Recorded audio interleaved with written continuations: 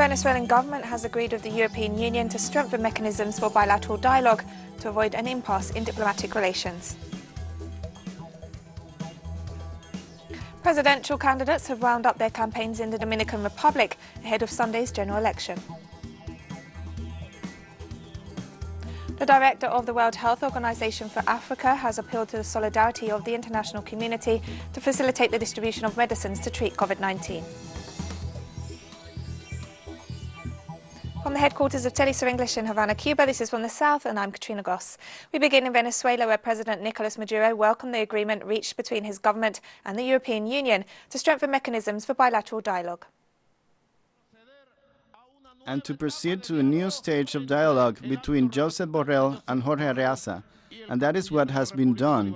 I think it is the best, the most intelligent, the appropriate thing to do, and also what corresponds to what we are looking for, that the world hears the truth of Venezuela, that the European Union enters into another understanding, that there be a profound historic rectification of the role that the European Union has played in its relationship with Venezuela. That's why I salute you. The joint communique signed by Mr. Josep Borrell and Mr. Jorge Arreaza on behalf of the High Representative of the European Union and the Foreign Minister of the Bolivarian Republic of Venezuela. And I ask for the full support of Venezuelan public opinion for this necessary diplomatic agreement, and the applause for our people for these steps of peaceful diplomacy. And during an interview with Telesur, Venezuelan Foreign Minister Jorge Arreaza stressed that the Venezuelan government has agreed with the European Union to strengthen mechanisms for bilateral dialogue in order to avoid an impasse in diplomatic relations. The Bolivarian Revolution principles were maintained. There is a commitment to upgrade talks at the highest level between the European Union Permanent Representative and myself, in order to maintain talks in real time, so misinformation does not occur, as well as to make the vision of the Venezuelan government clear. In this way, we can correct any kind of differences or disputes regarding bilateral relations and reinforce the cooperation between Venezuela and the European Union, which is strategic cooperation. And this Thursday, Venezuelan Vice President Delcy Rodriguez announced the existence of a transnational criminal organization headed by opposition lawmaker Juan Guaido that seeks to steal Venezuela's gold reserves. The President of the Republic has specifically requested that we keep our population informed about the aggressions of the extremistic group of Venezuelan politicians who have established themselves as transnational criminal organizations in order to take control of the assets of the Venezuelan people. Today, as is known, an English judge adopted an extravagant decision on the recognition of the absurd deputy Juan Guaido as the supposed head of state in Venezuela. And the Central Bank of Venezuela will appeal the ruling of the UK High Court that denies the Venezuelan government access to its gold reserves kept in the Bank of England. The Venezuelan bank described the court ruling as ridiculous and unprecedented. It also stressed that the intention is to deprive the Venezuelan people of the necessary resources to face the COVID-19 pandemic. The verdict, handed down by a commercial court judge, notes that the British government has unequivocally recognised opposition lawmaker Juan Guaido as the president of Venezuela. For their part, the lawyers representing the Central Bank of Venezuela announced they will appeal the ruling as they consider that the judge entirely ignored the reality of the situation on the ground. The Mexican Attorney General's office announced new information about the 43 missing student teachers of Ayotzinapa. Attorney General Alejandro Gertz Manero said that a new reconstruction of the crime that occurred in September 2014 had revealed new information about what happened to the 43 students of the Raul Isidro Burgos Rural Teachers College in Ayotzinapa. According to the revelations, the authorities now know where they were hidden, who tortured them, and what became of them. The Attorney General confirmed that former official Emilio Lozoya had provided the new information. Mexico's Attorney General Office requested to a criminal district federal judge 46 arrest warrants against public servants for various regions within the state of Guerrero, all of whom are accused of forced disappearance and organized crime. With the beginning of the dry season in Brazil, environmental experts and Brazilian forest authorities have warned that the Amazon rainforest is once again threatened by wildfires. The number of wildfires in the Brazilian Amazon increased by 19.5% in June in comparison to last year. According to data published by government agencies, more than 2,000 fires occurred, representing the worst figure for that month in 13 years. These figures and the excessive practice of deforestation are providing a worse scenario than that of 2019, when millions of hectares of tropical rainforest and animal and plant species were wiped out by the fires.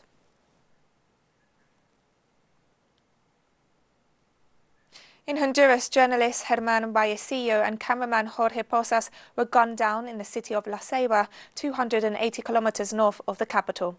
The journalist, aged 41, and cameraman, aged 27, were traveling in a black vehicle when they were intercepted by a group of unidentified armed men in El Naranjal neighborhood. Vallecillo, who was celebrating his birthday, worked for a local TV channel and radio station. Since 2001, 80 journalists have been assassinated in the Central American nation. 97% of the crimes have not been solved. Uruguay has assumed the rotating presidency of the Southern Common Market, Mercosur. During a virtual summit of the bloc made up of Argentina, Brazil, Paraguay and Uruguay this Thursday, Paraguayan President Mario Abdo Benitez transferred the responsibility to Uruguayan President Luis Lacalle. Since Monday, meetings coordinated by the Paraguayan Foreign Ministry have dealt with the economic and social impact of the COVID-19 pandemic in the region, where the disease has spread widely. At the two following sessions, the Ministers of Economy and Presidents of central banks met, and the preparatory meeting of the Common Market Group was held with the presence of the Associated States. And we're taking a very short break now, so don't go away.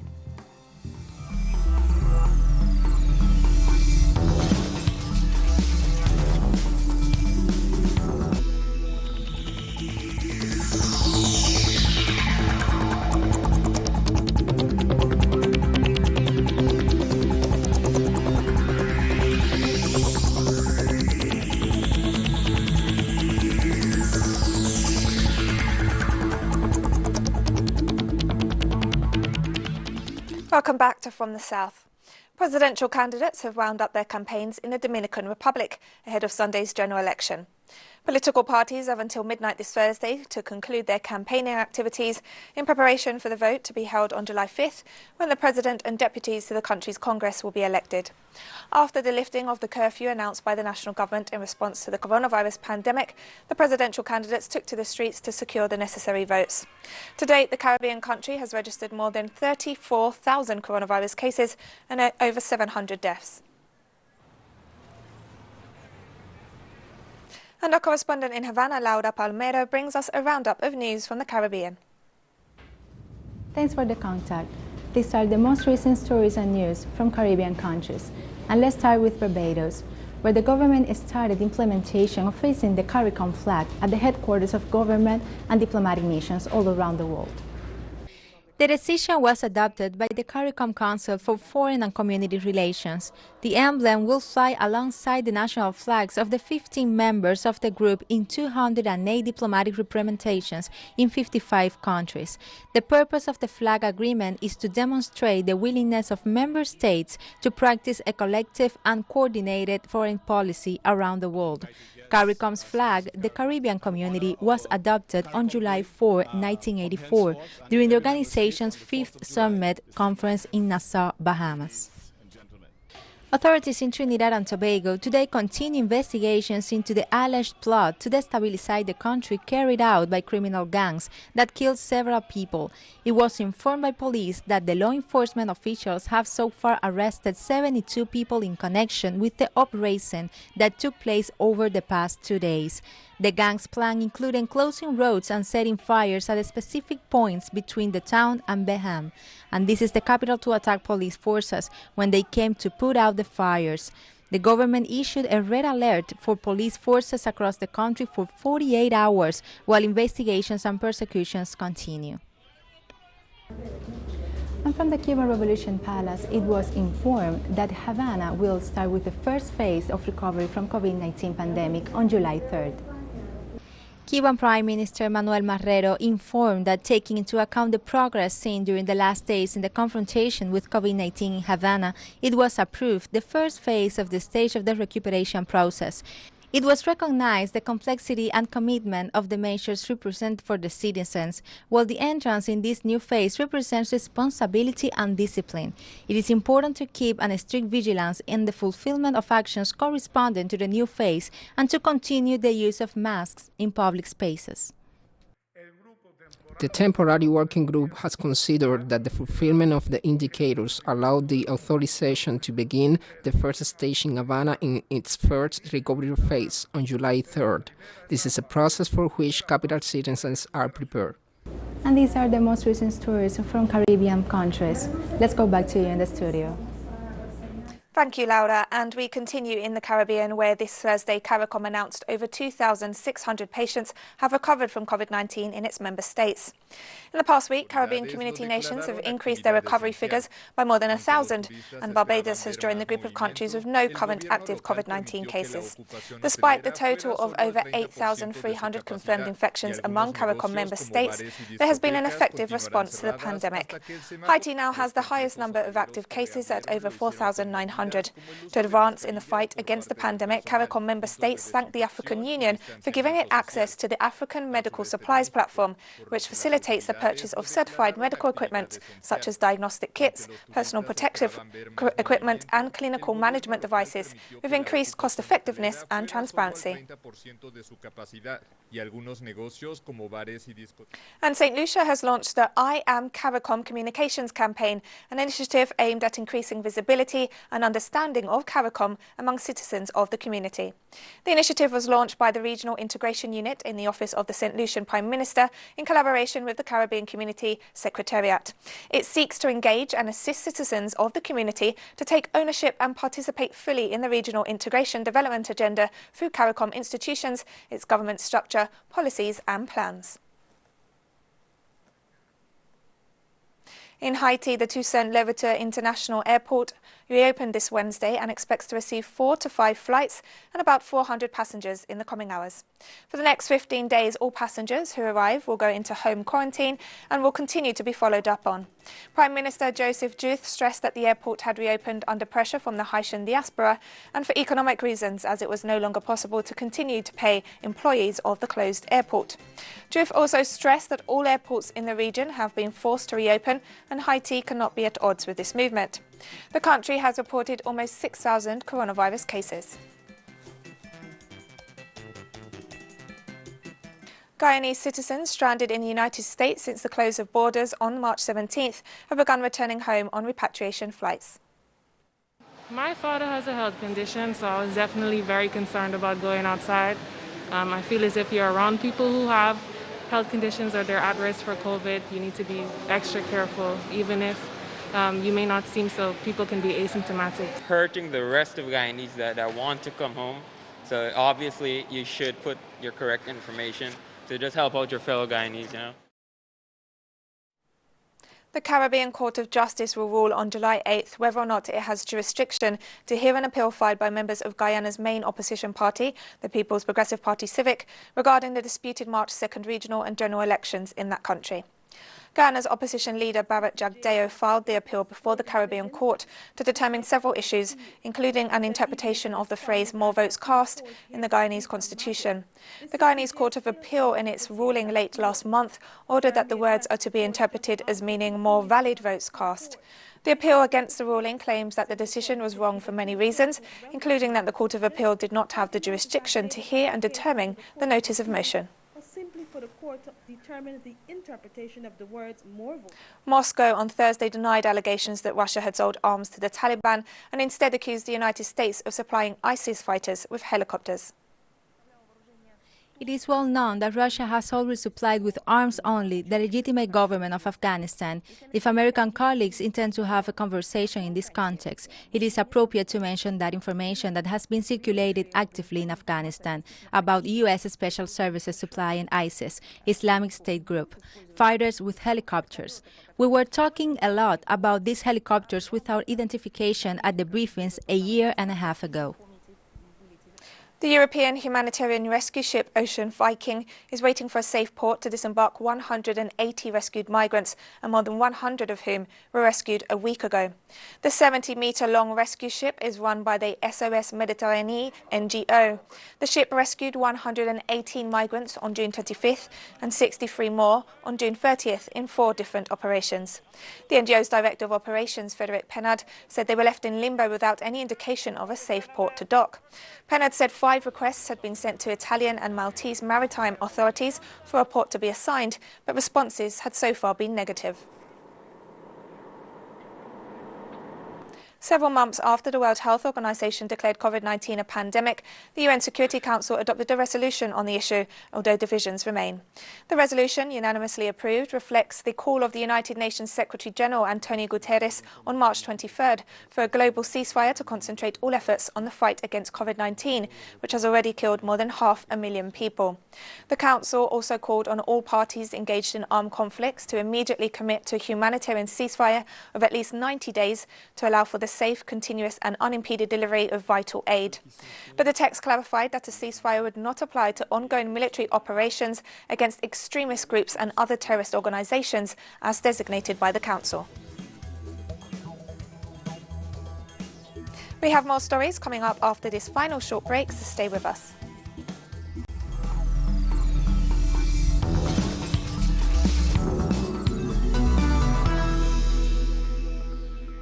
Welcome back to From the South. The director of the World Health Organization for Africa appealed to the solidarity of the international community to facilitate the distribution of medicines to treat COVID-19. The appeal comes amidst alleged international reports linking the US to the mass purchase of medicines considered scientifically effective in the treatment of COVID-19. Dr. Matshidiso Moeti called to rescue the principles of equity in the market in order to guarantee the free and fair access of the global population to medical treatments and to avoid a monopoly over drugs intended to contain the coronavirus. Certainly, we have a distorted global market that really speaks about the need for some principles of equity and global solidarity if we want to solve the collective problem. Because as long as the virus is spreading in no continent or country, the rest are also at risk. Palestinian authorities have announced a 5-day lockdown across the West Bank to prevent the spread of COVID-19 after confirming that cases more than doubled following the easing of previous restrictions. Palestinian government spokesman Ibrahim Melhem announced that starting from Friday morning, all governorates of the West Bank would be closed for a period of 5 days and added that pharmacies, bakeries and supermarkets were exempt from the closures. The latest data from the Palestinian Ministry of Health reveals that more than 2,600 people have tested positive for COVID-19 since it was first recorded in the West Bank, compared with just 1,200 a week ago.